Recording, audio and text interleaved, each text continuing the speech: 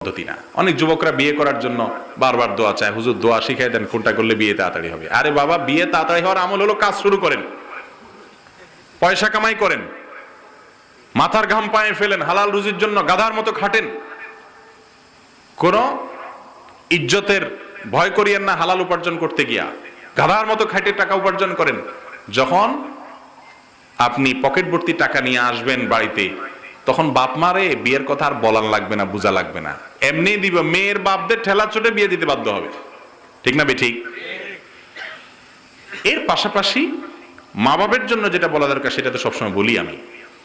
আর উপার্জনের জন্য আমল হলো, আল্লাহ বলেছেন ফাইদা কুদিয়াতিস সালাহ ফান্তাশিরু ফিল আরদ, নামাজ শেষ হয়ে গেছে, মসজিদ থেকে বের হয়ে যাও, বের হয়ে যাও। ওয়াবতাগু মিন ফাদলিল্লাহ, এবং পৃথিবীতে আল্লাহর রিজিক পড়ে আছে, উপার্জন করো, পরিশ্রম করো। এখন শুধু যুবকরা চাকরি খোঁজে। আজকে এক ভাই হোটেলে দেখা করতে আসছে,